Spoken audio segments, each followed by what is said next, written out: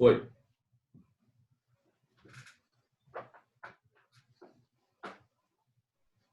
Pode ir lá?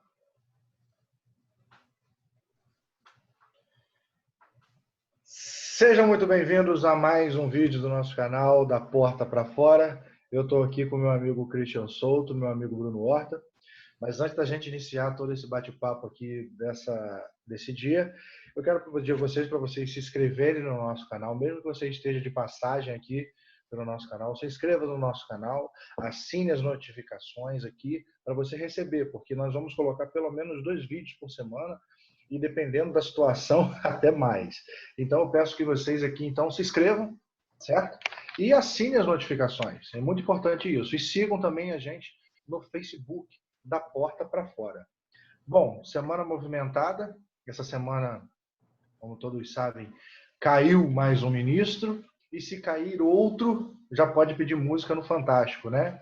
Porque caiu Mandetta e caiu Nelson Tais. E a pergunta que a gente faz é: para que um Ministério da Saúde? Eu vou deixar essa... Quem fez essa pergunta hoje no grupo foi o Bruno Horta. Eu vou deixar com o Bruno Horta para ele começar. Em seguida, o Christian vai fazer os comentários. Bruno, para que o Ministério da Saúde? Fala, João. Fala, Christian. Que bom estar aqui com vocês de novo. Boa noite. E principalmente, boa noite, principalmente estar aqui junto com vocês, a gente poder trocar essa ideia da porta para fora. Eu levantei essa questão do Ministério da Saúde pelo seguinte: parece que não tem a menor importância para o nosso atual presidente, o futuro ex-presidente Jair Bolsonaro, que o Ministério da Saúde é só um detalhe, é só mais assim, um cabide de desejos, uma ilha da fantasia do nosso querido presidente, onde ele formaliza seus desejos e quer realizá-los, vai para a ilha da fantasia, vai para o Ministério da Saúde. Quem está comandando? Tanto faz, pode ser qualquer um, né? Coloca um cara aí contando que ele me obedeça, beleza, tá tudo certo. Pô, mas não é assim. O Ministério da Saúde tem uma importância, um significado muito grande que reflete em todos os estados e todos os municípios, no Brasil e no exterior. Nosso Ministério da Saúde já enviou missões, né, de saúde pública para Timor-Leste, na Europa, para o Haiti. A gente tem uma responsabilidade com o mundo em relação à nossa saúde. São 240 milhões de brasileiros que viajam pelo mundo, se relacionam com todas as nações, e o Ministério da Saúde está aí para manter o nosso estado geral funcionando, de atendimento, de qualidade de vida, e o presidente parece que não se importa com isso. O presidente parece que só se importa em realizar suas políticas, e parece que esquece que existem as políticas de saúde. E olha que nesse caso de pandemia, meus amigos, a situação fica um pouco mais grave, é lógico, né, pela ainda ausência de uma vacina para a Covid-19, mas parece que as pessoas perdem um pouco a referência do que é o sistema de saúde, o Sistema Único de Saúde, que é copiado, é bem copiado, inclusive, da Inglaterra. Não se deve ter medo de copiar o que é certo. No âmbito federal, o Sistema Único de Saúde ele atende às grandes emergências, às convulsões nacionais, às pandemias. A saúde no Brasil ela se organiza assim, de uma maneira muito rápida. Assim, o nível básico de assistência, quando a pessoa está se sentindo mal, tem uma gripe, uma dor de cabeça, uma indisposição, ele procura a rede municipal. Quando a pessoa tem uma necessidade de uma complexidade média, uma cirurgia de pequeno porte, um tratamento um pouco mais invasivo, uma internação, ele entra na rede estadual de saúde. A rede estadual regulamenta os leitos. Quando a necessidade é de uma intervenção ainda mais forte, de alta complexidade, transplantes, atendimentos que geram uma ligação entre um estado e outro, quem faz isso é o governo federal. Então, a pandemia ela deve ser administrada pelo governo federal. Isso parece que não faz a menor diferença, contando que o capricho de um presidente seja atendido. Então, a gente não pode deixar que isso se torne uma prática comum, aceitável. Quem eu não gosto, eu troco. sem ter o menor entendimento do que é a capacidade técnica para tal, meu amigo João? A gente fica meio à mercê, né, de toda essa confusão. E que os reflexos acabam na sociedade, né? A gente fica mais tempo em casa, enfim, por aí. Depois eu falo um pouco disso, eu vou deixar agora o Christian. Christian, para que um Ministério da Saúde? Boa noite. Boa noite. Mas não acho que essa deveria ser a pergunta. Eu acho que seria fora de falar, até porque o assunto dele está interligado com o meu. Não tem muito o que complementar além do que o Bruno falou, não. Eu vou até dar um controlzinho na minha resposta, porque a única coisa que eu acho que está um pouco assim, uma coisa que é contraditório, né, no que ele falou, com relação ao controle pandêmico ser pelo Ministério da Saúde. Não é o que está acontecendo. O Ministério da Saúde ele entra como um órgão em caráter orientativo. Ele não está determinando. Tanto que tem coisas que eu vou falar daqui a pouco que é muito que é cabal nisso daí. E o que nós temos hoje é a prefeitura, hoje que é a menor unidade de federação que nós temos dentro do nosso regime político do país, é o que? A prefeitura. Eles que estão na linha de frente. Então, o que nós temos hoje de determinação sobre a pandemia vem do prefeito. Aí, ou seja, o Ministério da Saúde ele é orientativo, mas não é determinante no controle da pandemia. Temos o prefeito, temos o governador e temos lá o Ministério da Saúde, o ministro que orienta e que deveria dar, né, ter respaldo do governo com relação aos seus embasamentos científicos. Não tem como fugir disso. Tem que ter a ciência ao lado das decisões. Então, realmente a pergunta do Bruno está assim, né? Para que o Ministério da Saúde mesmo? Já que nós não estamos tendo ações baseadas na ciência. É negro o futuro, isso daí, mas é o que eu tenho a falar. Vai lá, João. Na verdade, a gente já falou em outros vídeos sobre isso e se nós estivéssemos numa unidade, né, todo mundo tivesse com pensamentos iguais, o Ministério da Saúde, a Secretaria de Estado de Saúde, a Secretaria Municipal de Saúde, se todo mundo tivesse no mesmo ritmo, no mesmo pensamento, nós já teríamos uma previsão de sair disso tudo. Agora, respondendo a pergunta, para que o Ministério? E respondendo sob a ótica do Bolsonaro, um ministério para fazer o que eu faço e o que eu falo para ele fazer. Porque Bolsonaro, na verdade, ele quer que as pessoas façam o que ele manda. A verdade é essa. Ele quer que um médico, que o ministro da Saúde, coloque a cloroquina como um medicamento na linha, que assine o uso do medicamento no SUS. Ele quer que a pessoa realmente tome isso. Isso para ele, isso na cabeça dele, é estar alinhado com o pensamento dele. Né? Bolsonaro é um cara ignorante por natureza, é um cara que não lê, ele é um cara que ele não tem cultura, é um cara que não tem conhecimento de nada, é um cara, é aquele tiozinho do pavê e para comer. É um tio que não se interessa por ler, porque ele acha que ele já tem conhecimento suficiente da vida para poder liderar as coisas e poder fazer as coisas da cabeça dele. Agora, a pergunta que complementa para que o ministério qual médico que estudou durante anos vai rasgar o diploma para satisfazer os devaneios de Bolsonaro? Que médico que vai entrar no Ministério da Saúde e fazer aquilo que Bolsonaro quer e não que a ciência manda?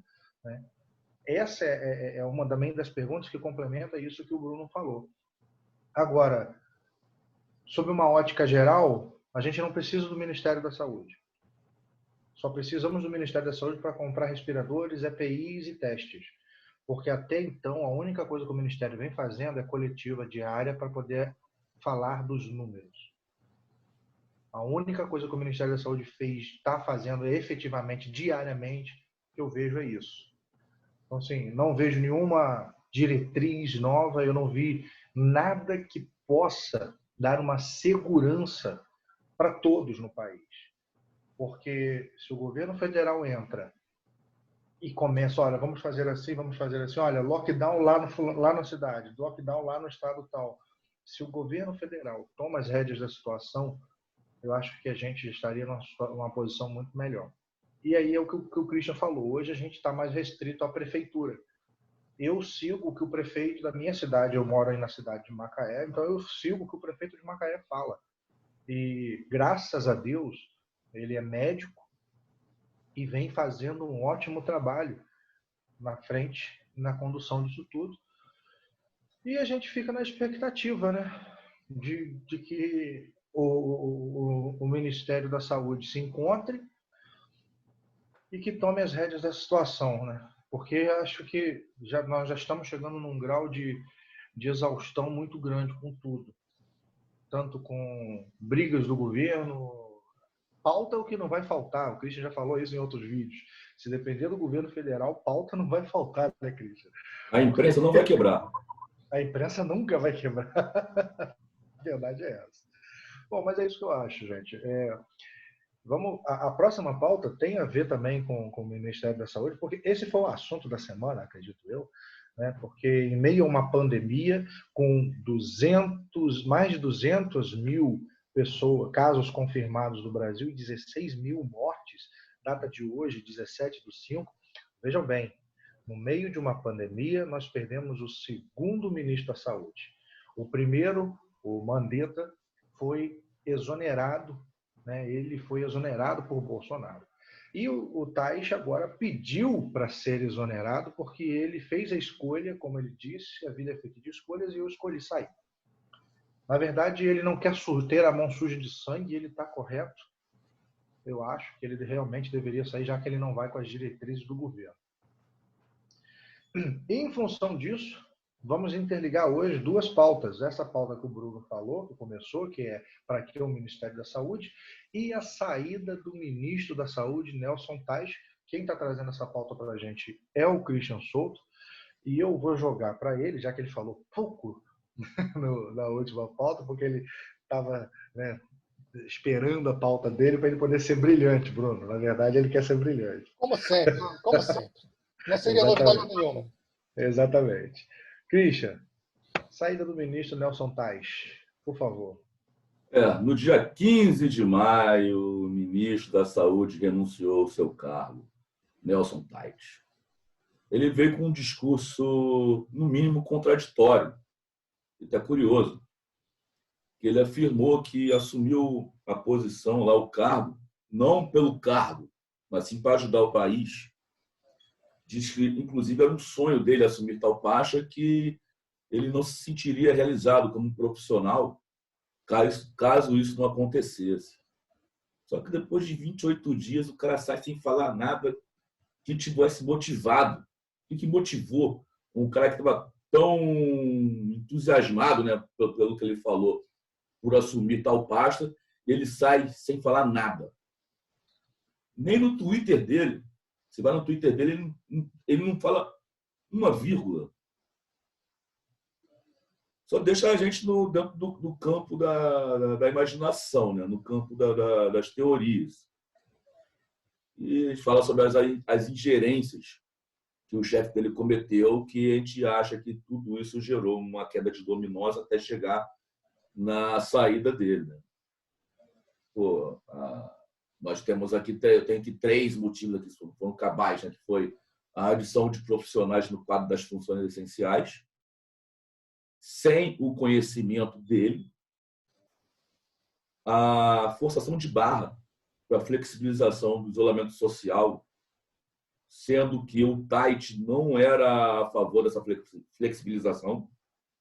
Inclusive, ele já chegou a citar que o lockdown poderia acontecer em alguns estados, coisa que desagradou o Bozo. E a pressão também na mudança do protocolo para autorizar a utilização da cloroquina.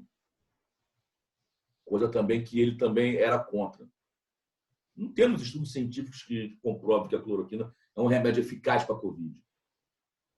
Ela pode ser um tratamento, pode ser usado como um tratamento adicional em casos específicos. Mas eu não vou tratar Covid com cloroquina. Cloroquina seria um aplicativo que a gente instala para poder dar uma melhorada no upgrade lá do sistema, mas ela não é o remédio para isso.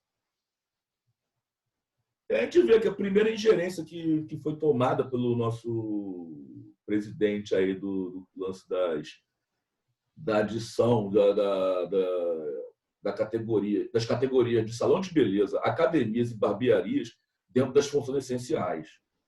Isso foi uma piada de mau gosto. Foi constrangedor você ver lá o repórter perguntando para ele não estava sabendo disso. Ainda jogou no colo do Guedes ainda. Isso aí é coisa do ministro da Economia. E é aquela coisa, se a decisão foi por fritura ou não, a gente ainda fica dentro do campo da imaginação. Mas, segundo fontes de uma famosa revista, a falha de comunicação foi do ministro da Secretaria-Geral da Presidência, Major Jorge Oliveira. Segundo o Bozo, ele, inclusive, se penitenciou pela falha de comunicação. Segundo essa mesma revista, numa conversa informal, um repórter viu ele falando assim: eu baixo decreto. Num claro exemplo de autoritarismo de bypass dos seus subordinados. Então, ou seja, o cara saiu no dia 15, hoje estamos no dia 17, não temos ainda um nome. Nós estamos com o general Eduardo Pazuello na frente do Ministério, que era o número 2. Dentro das prováveis escolhas, nós temos o diretor de saúde da Marinha, o contra-almirante Luiz Frois, que também conta com o apreço do presidente, e ainda mais 3 nomes da área médica também na lista de escolhas. Não vou citar os nomes porque ainda está tudo dentro no campo do imaginário ainda.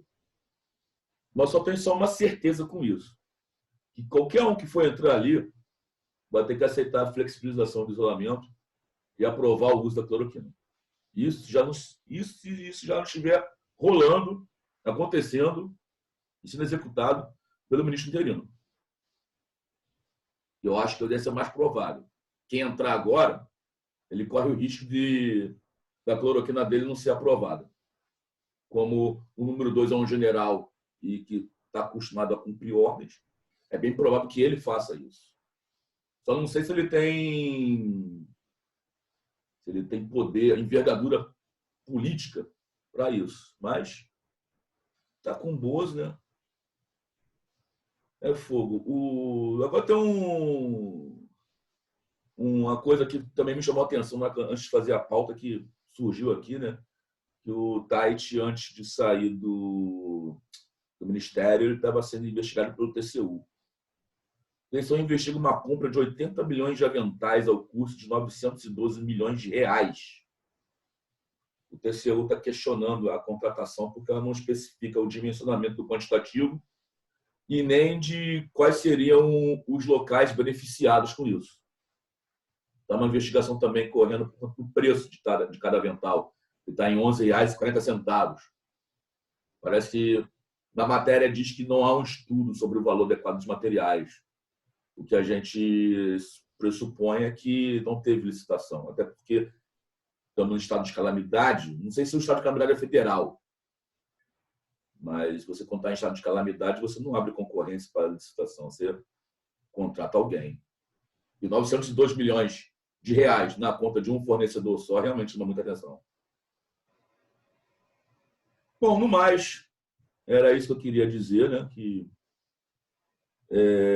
corremos um sério risco de o próximo ministro que for assumir, ele já vai encontrar o Ministério da Saúde já com as diretrizes que o Bozo quer. É bem provável dele segurar isso daí e flexibilizar o isolamento, aprovar o uso da cloroquina para depois colocar outra pessoa lá. Tipo assim, meu filho, a casa é tua, já te entreguei tudo, resolve do jeito que está. É, É contigo aí, João. beleza. Obrigado, Cris. Brilhante. Você Como falou sempre. como sempre. Bruno, vou pedir aqui a liberdade para eu. Christian levantou a bola, deixa eu dar essa cabeçada e depois você finaliza, pode ser? Show de bola. É contigo mesmo. É, eu tive pena do Tais. Eu tive pena. Foi a primeira vez que eu senti pena de um ministro do, do governo Bolsonaro. Eu tive pena dele quando ele assumiu, que as pessoas ficaram zoando ele, algumas páginas de esquerda ficaram zoando a aparência dele. E tive mais pena ainda, e acredito que ali naquele momento onde ele ficou, que ele descobriu que teve uma flexibilização de algumas atividades não essenciais, ali acho que ali ele percebeu o seguinte: a pergunta que ele fez para ele foi assim: o que eu estou fazendo aqui? Ali acho que foi que ele falou assim: não é para eu continuar aqui não. Caiu no campo do desrespeito, né, cara? Exatamente. Pô, eu sou o ministro da Saúde. Estamos no meio de uma pandemia, mas sabemos que o isolamento é a melhor forma de você evitar que o vírus se espalhe. E aí eu tenho uma decisão unilateral do presidente da República, independente dele ser presidente ou não, é um conjunto. Senão você não teria ministro. Então você deixa que eu tomo todas as decisões, demite todo mundo, eu acumulo o cargo de todo mundo. Então, para que ministro? Né? Que aí voltamos ao primeiro tema. Para que o ministro? Né? E ali eu tive pena dele. Eu percebi que ali ele ia entregar a toalha. Eu não sei porquê, mas alguma coisa assim. Eu falei, cara, esse cara não vai continuar no poder. Ele não vai continuar como ministro. A saída do Tais mostra mais uma vez que o nosso governo federal não está nem aí para a situação, como não esteve desde o primeiro dia. E eu vou mais além. Nós temos hoje 16 mil mortos. Nós não tivemos em momento algum, nenhuma nota, nenhum luto decretado pelo governo federal. Nós não tivemos nenhum comentário que venha a confortar todos que perderam entes queridos. Temos sim. Temos o Idaí. É inacreditável, e eu não acredito que Bolsonaro não se sensibilize com a situação que a gente está passando. É inacreditável uma pessoa que é presidente da República, em meio a um caos de saúde pública, que ele não se sensibiliza com tudo isso que está acontecendo. Que é inacreditável que ele esteja preocupado com o ego. É inacreditável que ele esteja preocupado na reeleição. É visível isso. Ele teve uma discussão com o João Dória na videoconferência e a cara do Hamilton Mourão fazendo assim, quando ele começou a falar com o João Dória, você está preocupado com a eleição, você quer ser presidente. Sabe, é tão descabido, entendeu? E é inacreditável isso. A gente está vivendo uma situação inacreditável. E mais um ministro que cai, a gente não tem... A gente está tão sem chão, que qualquer absurdo está valendo. Qualquer coisa. Outro dia o Bruno falou assim, e isso ficou muito na minha cabeça. Não me admira o governo usar frases nazistas. O que me admira são as pessoas aplaudirem.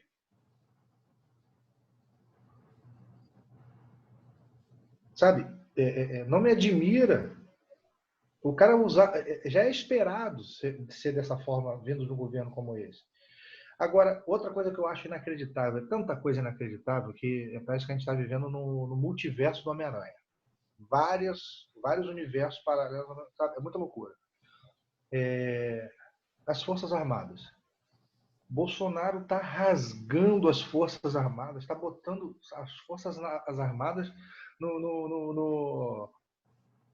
no chinelo, está fazendo as Forças Armadas de gato e sapato, sabe? Botando general, Porra, esse general Heleno, cara, botando o general, o coronel, botando esses caras todos em saias justas.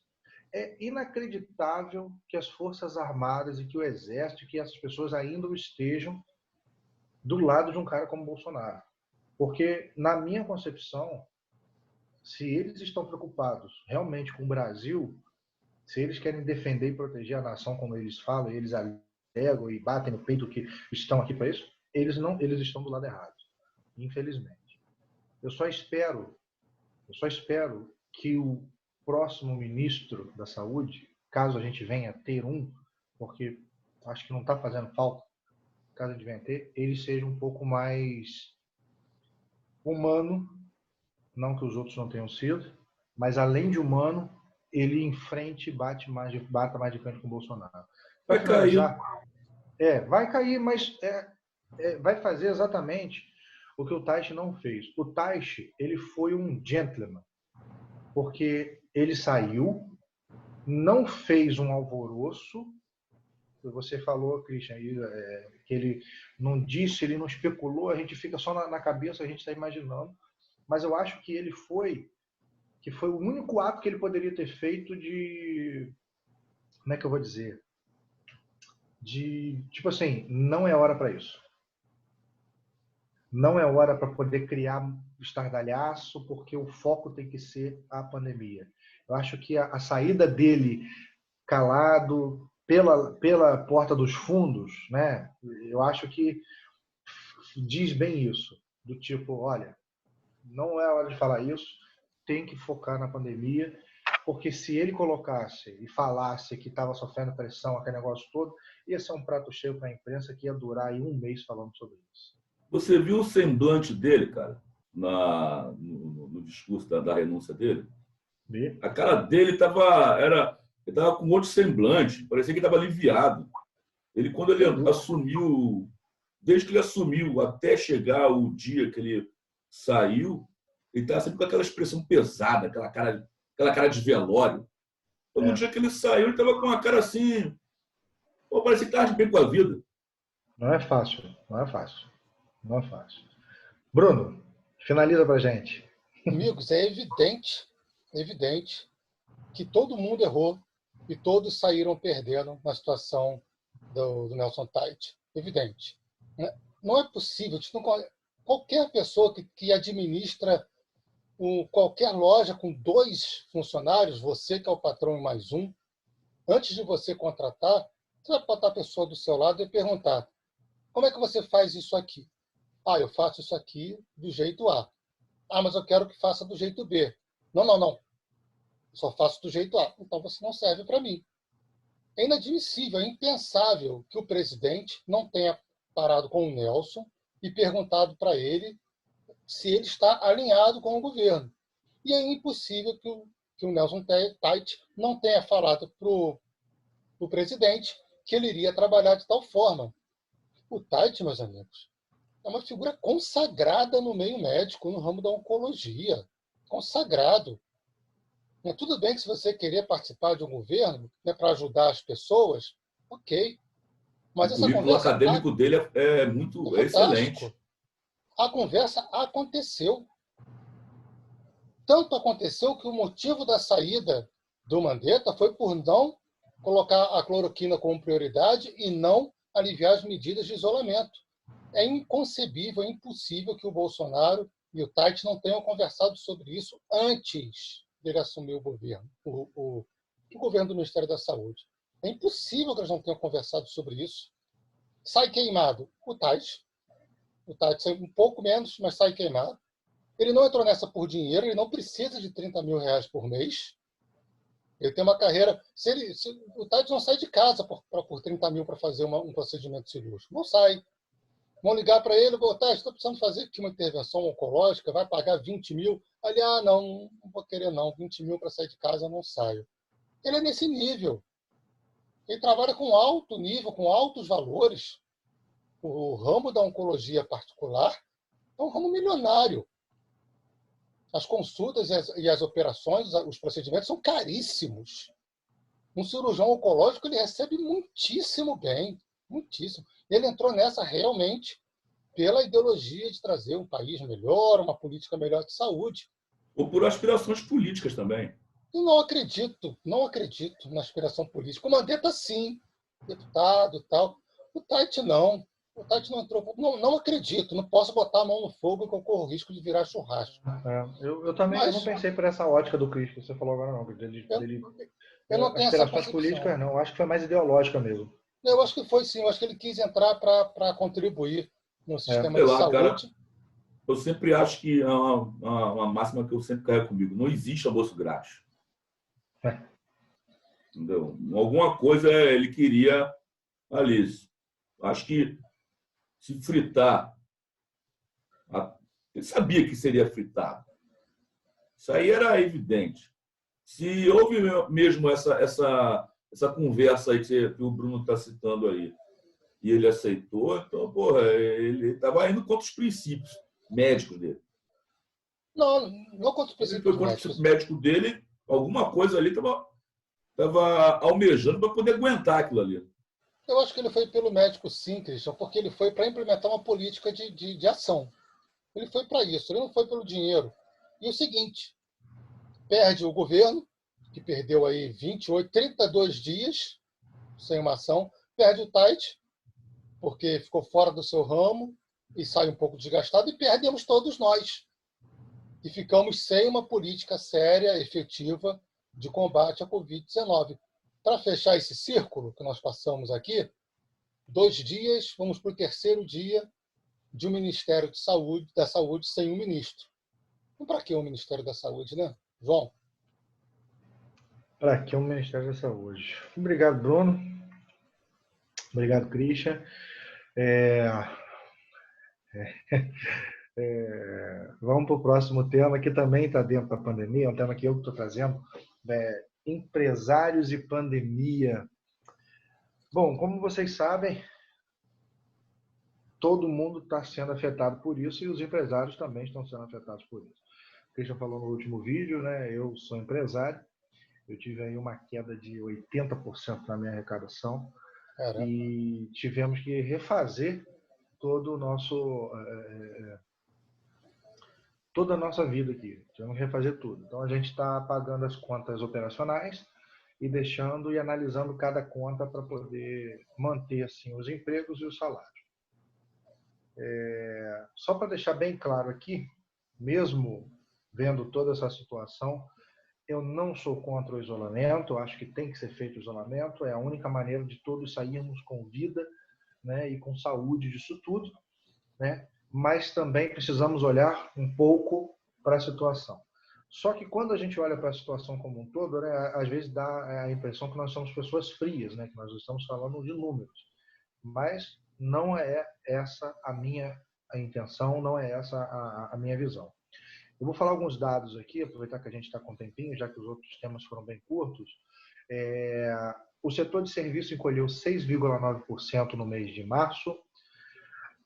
O comércio estima que o varejo teve uma perda de 86 bilhões em 5 semanas. Companhias aéreas são as mais afetadas, o setor aéreo é o mais afetado. Só para você ter uma ideia, 90% da frota da Gol, da Latam e da Azul estão no chão e companhia aérea só ganha dinheiro se estiver voando. Se o avião estiver parado ali é prejuízo, porque tem o leasing, e o leasing é a maior parte do custo operacional de uma companhia aérea, né? Em março, o tráfego aéreo mundial registrou um declínio, o maior declínio da sua história, com uma queda de 52% ao mesmo período do ano passado, né? E a IATA, segundo a IATA, considera que 25 milhões de empregos em todo o mundo estejam ameaçados relativo ao setor aéreo. IATA é um órgão internacional, né, que regula as companhias aéreas. A Avianca já entrou com processo de recuperação judicial. Só para lembrar, a Avianca ela tem a Avianca Brasil, tem a Avianca Colômbia e tem a Avianca Holding. Então, a Avianca Holding entrou com processo de recuperação judicial. E, enquanto isso, a gente fica esperando a ajuda do governo. A gente está esperando a ajuda do governo. O BNDES já disponibilizou linhas de crédito. O Sebrae também disponibilizou linhas de crédito e alguns bancos do setor privado já disponibilizaram algumas linhas de crédito. Só que ainda está sendo muito difícil alcançar essas linhas de crédito por N motivos, né? Se você tiver com protestos que vêm diante da pandemia, você não consegue acessar essas linhas de crédito. Se o dono da empresa tiver o nome negativado, não consegue acessar essas linhas de crédito. As linhas de crédito são específicas, às vezes, para pagamento de salários, o que dificulta ainda mais, porque a empresa ela tem um fluxo de caixa. Ela precisa desse fluxo de caixa para poder se manter, né? Pagar as contas do mês e os salários. Então, assim, está muito difícil ainda. E o presidente da República fez o favor ainda de não sancionar a ajuda aos estados e municípios, o que dificulta ainda mais a recuperação econômica, né, para a gente poder sair dessa crise. Se a gente pegar países como a Alemanha, Estados Unidos, que teve agora uma ajuda de trilhões, a nossa ajuda que o governo federal está dando para a gente ainda é uma ajuda muito tímida. E enquanto o governo federal não abrir o bolso, nós não vamos ter perspectivas boas para poder sair dessa crise. Infelizmente, em tempos como esse, é preciso que a ajuda venha do Estado. Embora algumas pessoas achem que não, as empresas têm que ficar por si, até porque empresa nenhuma tem fluxo de caixa para um longo período, no máximo 2 meses. E vale lembrar que a gente começou, essa pandemia toda começou essa paralisação no dia 16 de março. Então, completamos 60 dias agora de paralisação, somos 2 meses. As empresas já estão com a corda no pescoço. Eu já falei demais, esse é um tema que eu trouxe, mas eu queria dar alguns dados para vocês. Eu comecei com o Bruno, o Christian falou. Quem quer falar? Alguém quer pedir? Bruno, vou nessa.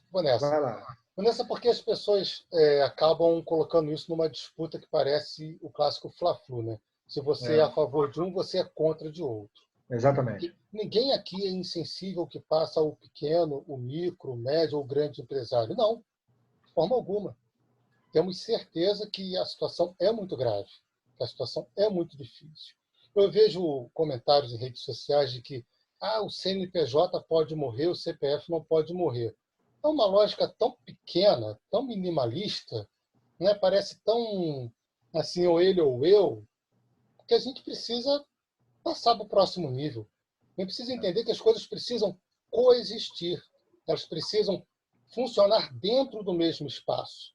Sociedade e empresas precisam ter a mesma assistência, precisam ter o mesmo cuidado.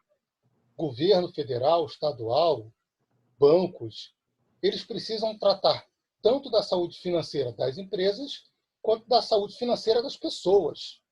Então, parece que, assim, se eu sou a favor do isolamento, eu quero que as empresas todas fechem. Se eu sou a favor das empresas, eu quero que as pessoas todas morram. E não é isso. Absolutamente não é. É lógico que todos estão sofrendo. É lógico que todos que sofrem fazem os seus gritos, fazem as suas manifestações, as suas reivindicações. Os governos têm ouvido essas reclamações, tanto de empresas quanto das pessoas. O nosso azar é que o governo é ruim. O governo é péssimo.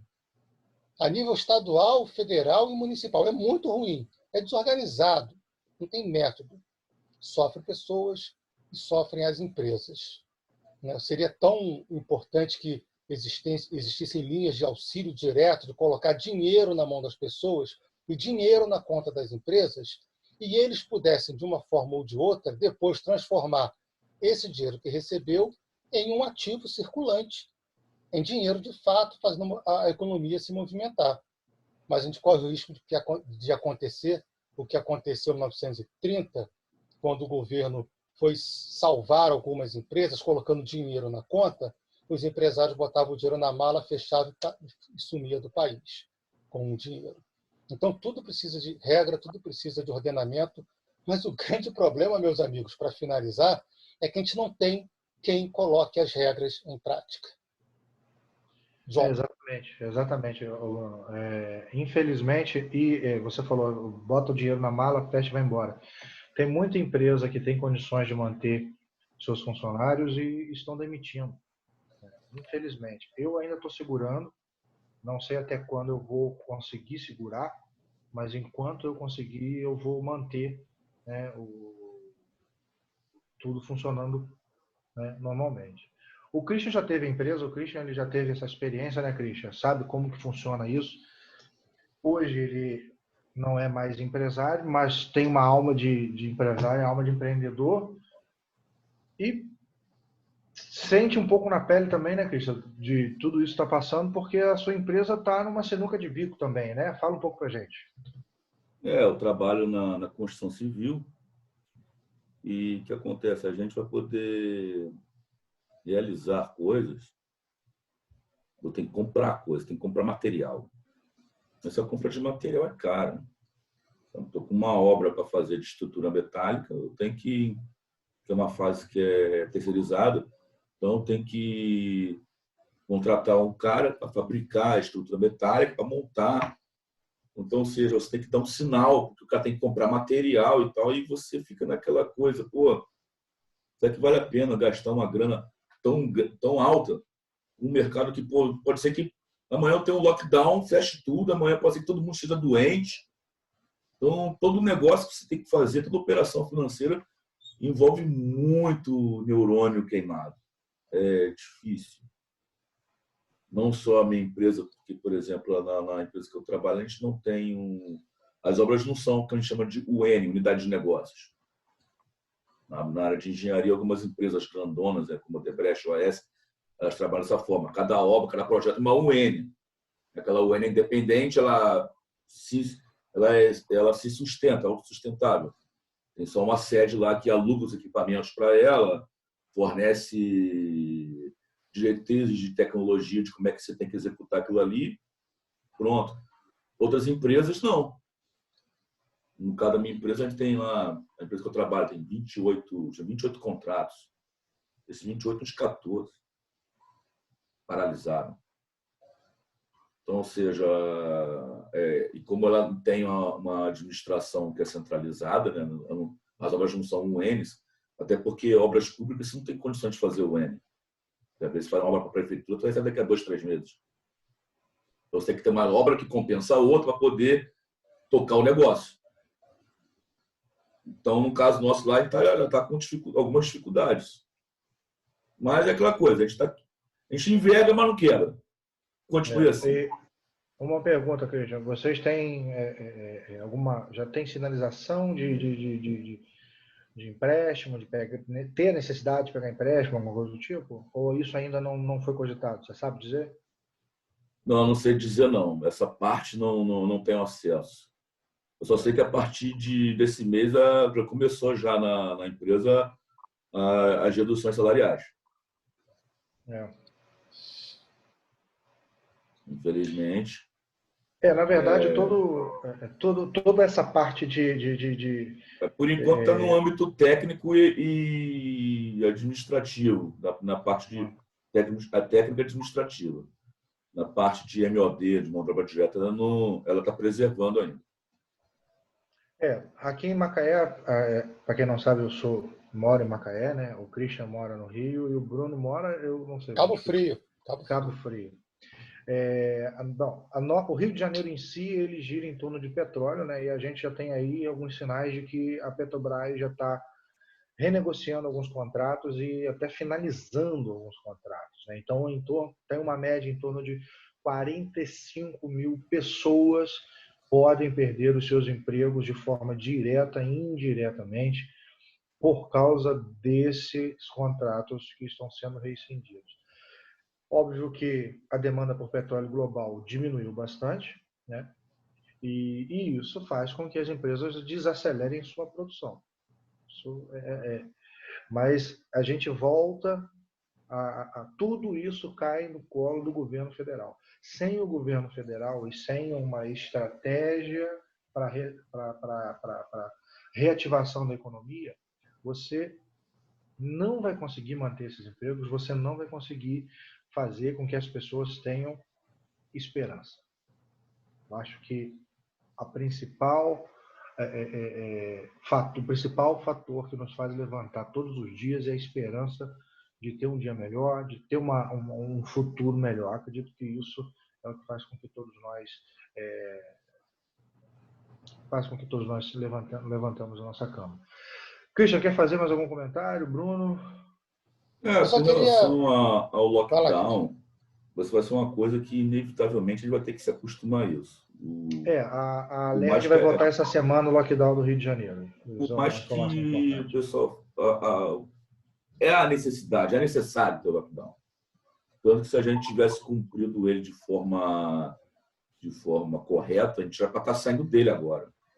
A previsão lá em março é que na segunda quinzena de maio a gente já estaria na decrescente da curva. Então, na segunda quinzena de maio, com o quê? Com a renúncia do ministro da Saúde. Esse foi o nosso presente da segunda quinzena de maio. E deveria ser o contrário. O Brasil vai ser o país que vai demorar a sair da pandemia. E se bobear, nós vamos causar a segunda onda. Se bobear, nós vamos causar a segunda onda. A nossa fronteira é muito grande. Nós temos vários Brasis. Diga-se de passagem isso daí. E uma coisa é certa, o governo, o Estado ou o município, ele vai ter que pensar num jeito de flexibilizar. Não acho que porque existem previsões, cara, que eu vou ter uma segunda onda, talvez antes de acabar, quando estiver no final da primeira curva, a curva da primeira onda. Então vai ter um momento que a pessoa vai ter que ir para a rua trabalhar, vai ter que fazer, porque pode ser que dure 1 ano, 2 anos. Bruno? Então, vai ter que ter algum pensamento a respeito disso daí, para poder saber como vai ter que ser feito. Só para complementar a sua informação, Christian, a Fiocruz lançou uma nota dizendo que o Rio de Janeiro, ou o Brasil, talvez precise fazer lockdown intermitente durante 1 ano. Só para complementar a sua informação. Ou seja, eu tinha comentado isso no último programa. Eu lembro disso. E vai ter capaz de tu fazer lockdown aqui, você fecha, abre durante uns 2 anos. Bruno? Só para voltar a um assunto anterior sobre decreto de calamidade pública, as pessoas acham que está valendo, né? Pô, tem um livro aqui que custa R$20, mas eu comprei por 200. Não é bem assim. As compras feitas durante esse período de calamidade pública, elas são auditadas, elas vão parar no Tribunal de Contas depois. Tendo em vista isso, quem foi demitido? Secretário de Saúde do Rio de Janeiro. Edmar Santos, nosso vagabundo mor de plantão, de última hora. Já um substituto. Já deve ter outro vagabundo substituindo esse atual vagabundo. Tem. Que comprou vários respiradores superfaturados, né? Anotem o nome do senhor, está aqui, ó. Edmar Santos, que se bobear, venha vereador ou a prefeito de alguma cidade aí do interior. Botem esse nome na lista. Ele tem partido. E vai ganhar. Espero que não. Vagabundo, lunático. Ano durante a pandemia. É isso, meu amigo João. Fernando Ferri é o novo secretário de Saúde do Rio. Isso. Que Deus nos proteja. Eu acho o Witzel tentou chamar o Mandetta, parece, mas acho que não rolou, não. O Mandetta está trabalhando no diretório do DEM. Só para complementar também, o estado de calamidade, quem decreta são os prefeitos.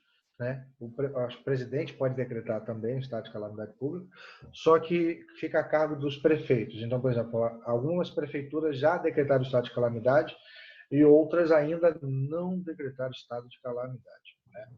Bom, gente, é isso. Essa foi a pauta desse dia. Foi bem produtiva, né? Hoje está todo mundo meio com sono, meio cansado. Domingo. Estamos gravando domingo. Christian, você vai dar uma dica de que hoje pra gente? Filme.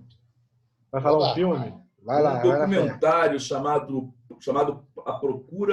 Procurando Sugarman. Esse cara tem uma história fantástica. Ele gravou um disco no meados dos anos 70 nos Estados Unidos. Ele é um mexicano que morava nos Estados Unidos. e não se sabe por quais cargas d'água. Esse disco parou na África do Sul, nos anos 80, no meio do regime do Apartheid. E as músicas dele, que ele era um artista que era um compositor e músico folk, sempre naquela linha do Bob Dylan, as canções dele diretamente foram motivos de influência, inclusive, da sociedade da África do Sul na época, contra o Apartheid. Então, há vários momentos no filme que mostram o quanto a música dele influenciou a sociedade local. E tem um lance interessante que ninguém sabia sobre ele. A capa do disco aparece o rosto dele ser meio desfocado, e havia várias lendas, que ele tinha se matado no palco, isso, aquilo e tal. E, na verdade, o cara era um empreiteiro que trabalhava lá em Detroit. Agora, o legal é o cara encontra o Sugarman e ele volta para a África do Sul como um popstar. Tem uma frase legal de um fã que fala: ele vindo aqui foi como a gente acreditasse se a gente acreditasse que o Elvis não tivesse morrido. Então, acho muito interessante assistir esse documentário aí. A Procura do Sugarman. Repete, por favor. Procurando Sugarman.